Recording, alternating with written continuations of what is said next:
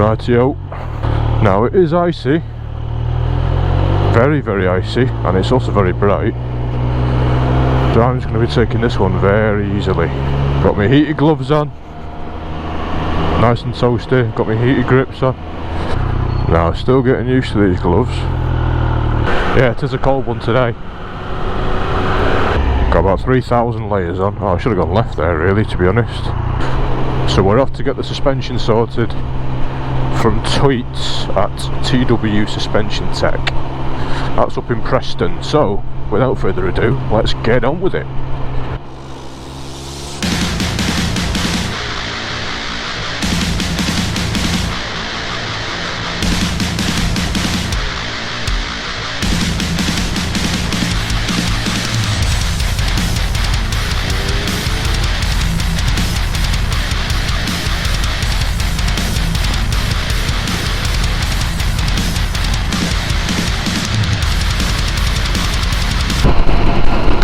So these gloves, you know, I'm not going very slow here. These gloves are keeping up with the temperature very very nicely. So big plus from them for me. Average speed checks, gotta love them on the M6. We're going up to Preston, we're going all the way. We're going to get fisted along the way. Hey! And fist each other's anus. It doesn't message that comes from your heart. Believe in yourself, believe in yourself. Well, that's the way to start. And I say, hey, what a wonderful time today. We can learn to suck and play and fondle each other.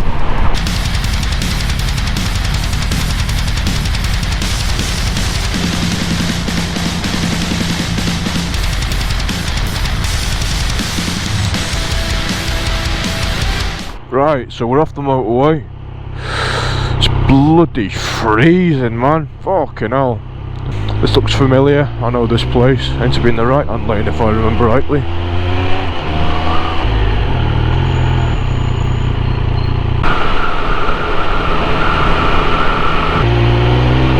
And we are here, folks. There he is, Mr. Toit there. Someone else is in there, look. Let's park up here for now. Yeah, mate. Yeah, not bad, are you? Crikey, it's Triumph Day, is it? Might just pop. Yeah, one sec. It's one of these keyless bollocks things. Oh, is it? Yeah. Then you forget where you put it. You've got to wear a hoodie or this stupid little man bag.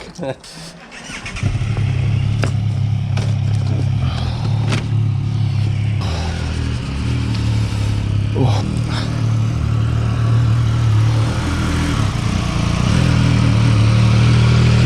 Hello, you alright? Not too bad over here. Yeah, I'm still alive. Cheers, mate, thank you.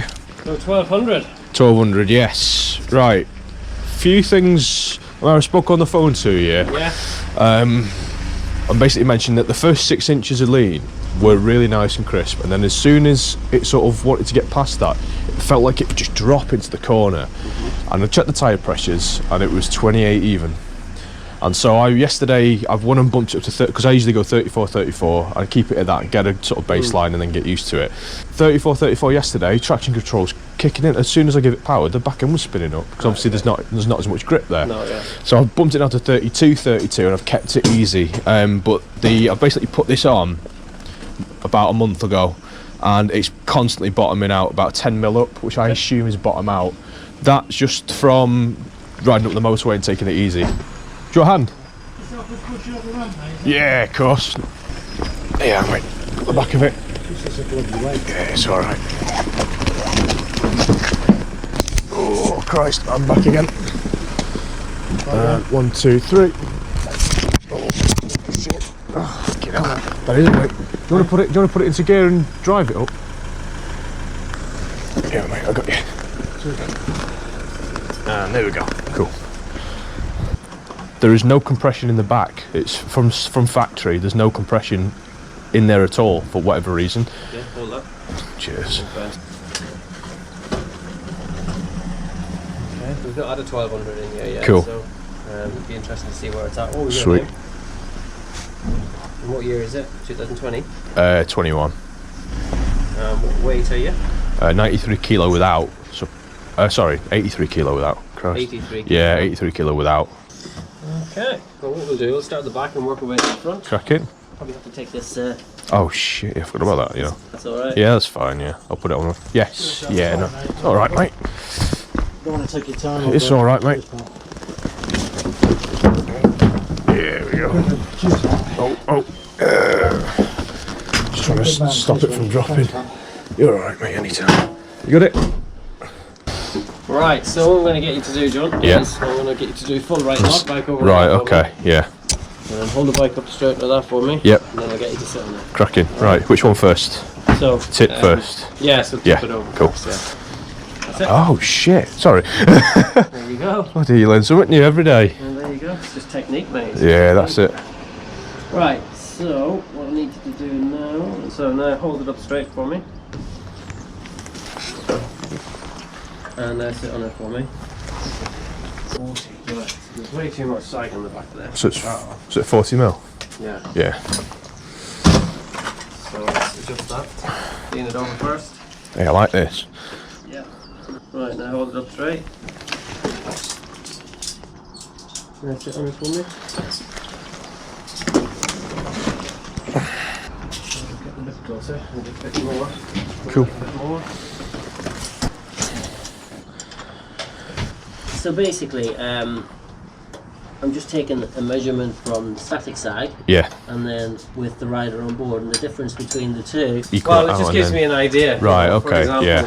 currently you're running like 17 static Yeah. and about 37 with you on it. Okay. I want to get it closer to 35, somewhere between 30 and 35. Okay.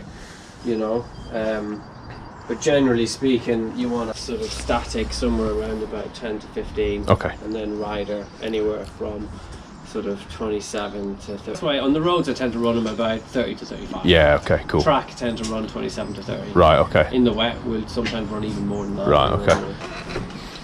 You can have a job. Bit one-handed now. So just hold it up straight for me if Yep. you can.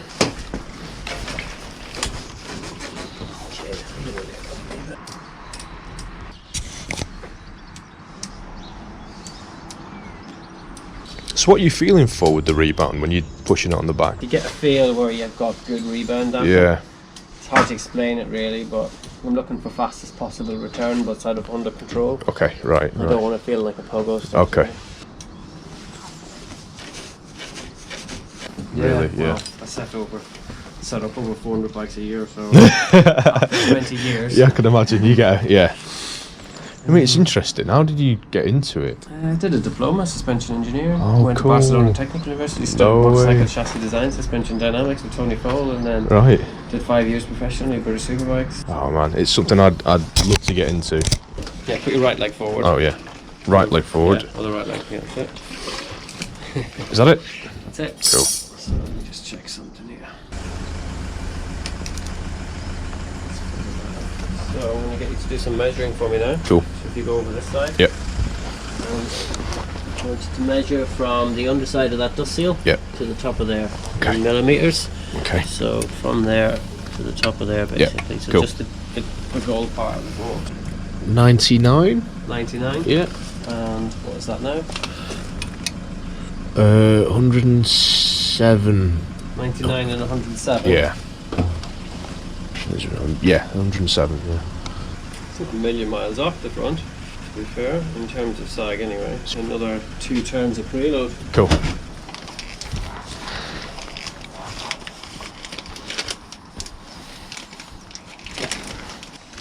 Cool. Same again. Measure again, please. That is 101. It looks like. 101. Yeah. That is 109. So you've kind of got 25, so that'd be better. Cool. No, so you need to add the two together and then deduct them away from the total travel, so you get the stiction involved. Right. Okay. So the travel needs 120, 130 mil on. 130 mil. Okay. Cool. Damn it. Trying to get into these. So I noticed that some bikes have one leg preload, one leg compression, and some are both in both. What's the well, I assume that one leg will follow the other, if that makes sense. So whatever you set up in one leg will do the same on the other. Is that right? So what you've got is, in the old days they used to have rebound and compression on both. Yeah. But they've done away with all that now. Okay. Well, they haven't done away with it all, but I mean, the modern bikes tend to come out with compression on one leg and rebound on the other. Okay. But in the old days, basically, people used to have this concept that if you had damping in one leg and none in the other, that they would work against each other. Right. Okay. Or if you had all the preload in one leg and no preload on the other, they'd work against each other. Yeah, but I assume it's the opposite. As soon as you bolt them together with the triple clamps. Yeah. And your axle, yeah, they become one. Right. Okay. So in racing terms. So yeah, I imagine that it's the case that, like you said, once they're clamped together, whatever one does, the other will just replicate because it's one thing, right? So you don't really need both in both, because if you have one off and the other off, it would upset things even more, right? Yeah. So basically, what you got, we'd have like in racing terms. So sometimes if you've got like springs coming 5 increments of 0.5, so you'd have 8 5s, 9s, 9 5s, 10s, 10 5s. Yeah, sometimes yeah. you put a set of 9 5s in, 9 5s are too soft and 10s are too heavy. Right, okay. So we put a 9 5 in one leg and a 10 in the other, and it's 9 7 5. Ah, right, okay. That's half of the two. Oh, that's genius. If I put all the preload in one leg and no preload in the other, it just becomes half. Oh, okay. Right.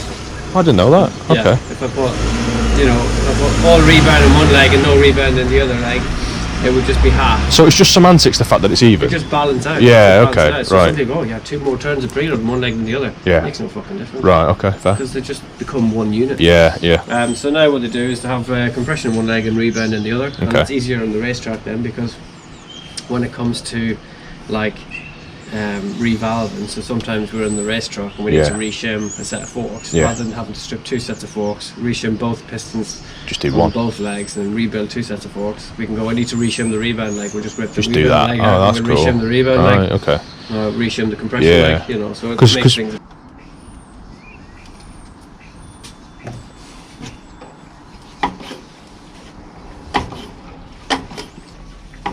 Okay, this is ready Cracking. for a little test ride now. Oh, nice. Hook it up. What I'll do though is I'll just take it to the bottom of the street and back, because I want to feel that where you said it falls into the corner. Yeah, sure. I want to see if it's still doing that.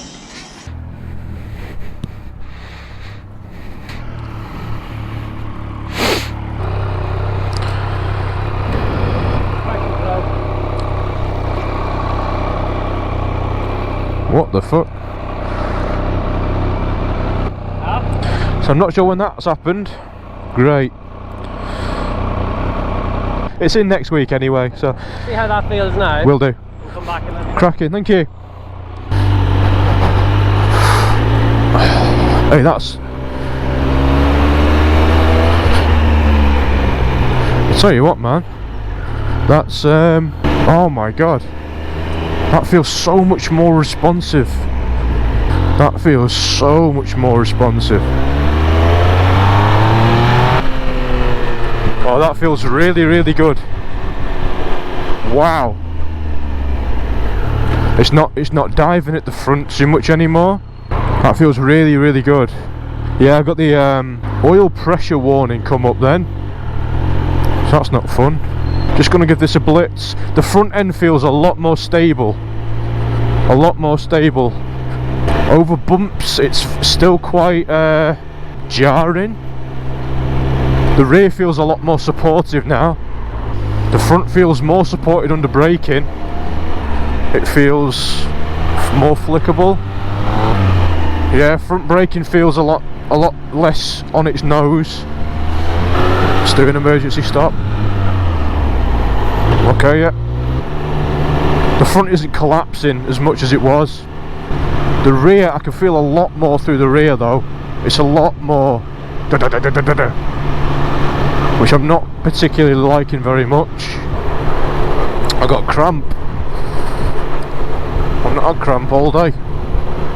Yeah, I can feel the rear moving more, and it's upsetting my back a little bit. Oh wow. Oh yeah. I really have got cramp. Ah, that's quite bad that. Right, let's go back now. I think I've picked this one apart. Right, folks, we fucked up, majorly fucked up. I gave Toit my key for the bike so he could ride it down the road, and he's not giving it me back. And now I've turned my fucking bike off, and I'm in the middle of fucking nowhere, and my fucking... oh my god, this is going really well. Hi, Choy, it's John with the Speed Triple. Hiya, mate. Yeah, well, I don't know where I am, mate, to be honest. I've just pulled up in a car park, and I've turned my bike off, and you've still got the key in your pocket. And I've literally just remembered. So I don't have a clue where the fuck I'm basically where there's a massive mill and there's a huge chimney. Tulketh. Mate, same here. I shouldn't have stopped my bike, to be honest. Cracking. Alright, mate. Cheers, mate, thank you. Ta-ra. Keyless, man. Keyless. Thank you so much, mate. Getting back, the reason why I turned my bike off in the first place is because the Bluetooth, the sat nav doesn't work. So you have to reset your bike. Where the fuck do I go? So you just go straight down here, get to the lights, turn right. Right. And just... Keyless ignitions. The bike should not have let me go past a certain point if it wasn't in my pocket.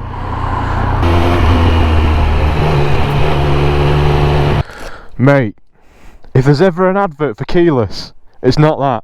The thing is, the fact that it let me ride off, I could have gone home. Oh, yeah. Right, turned it off and gone... That's happened before, you know. Are you joking? No, a guy lived in Darwin or somewhere.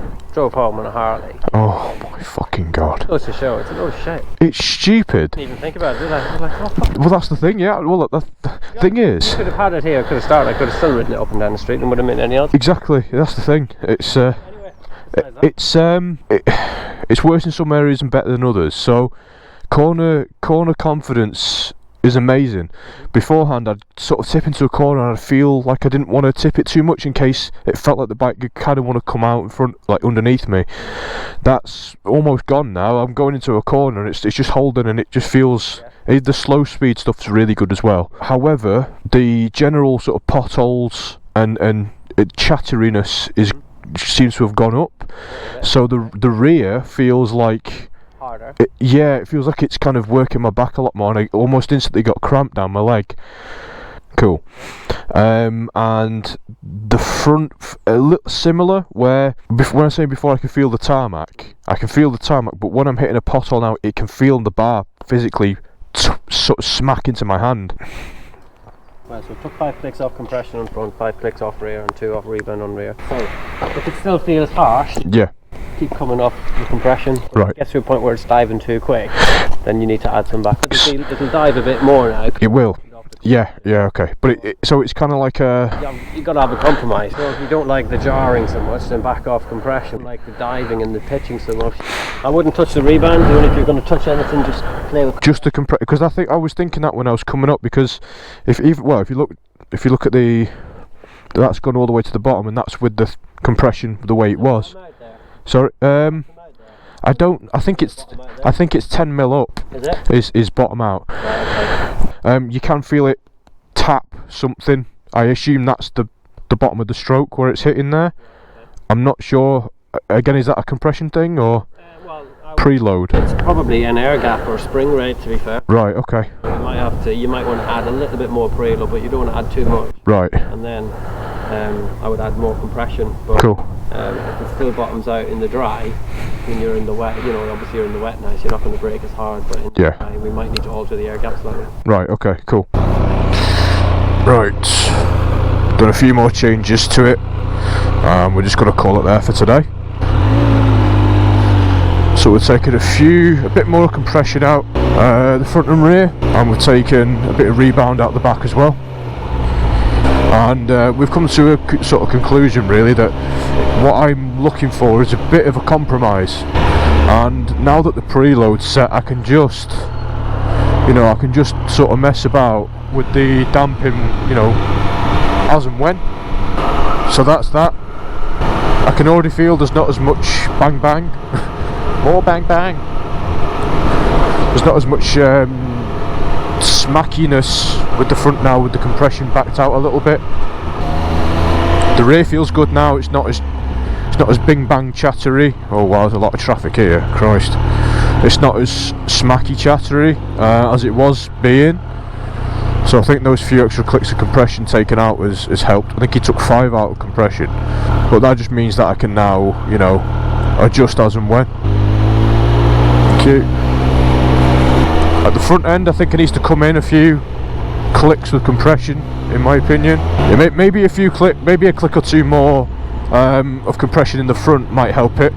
So it's just like Toy said to me before, you know, it's a balance, it's a compromise. In one area you're going to take out, in one area you're going to add. But just in general, the overall setup now, you know, the preload's been set for me, so that's good. That's kind of all I wanted really, and I can mess with the damping myself and see how it feels.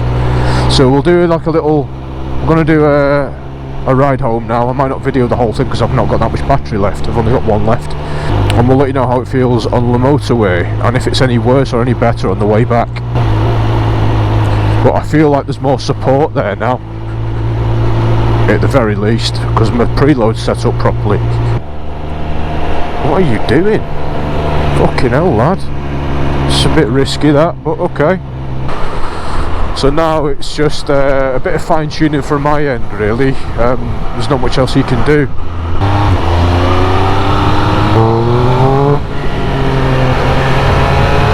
It just feels so much nicer on the side of the tyre than it did before. Yeah, it just feels like you can really put it into a corner now without having to worry too much. Without having to worry too much, you know, which is nice.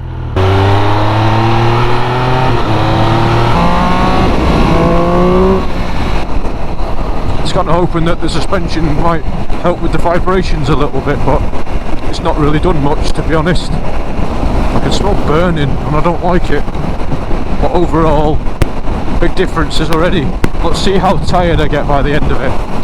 So I'm just going to crack on now, and we'll do a little review at the end of the journey. Ta-ra! Oh, we're stuck in the 50 again, folks, but look how beautiful this weather is. You can see all the way over there. You can see absolutely everywhere. The Cheshire Basin over there. It's absolutely gorgeous. So we're in the 50. I absolutely caned it home though, fucking hell. Got quite a bad cramp in this right hip, but that's just due to the fact that I was going quite fast and tucking down, and the cold has eventually just withered me away. So if I move my my leg back to where it was, I'm now fine. So yeah,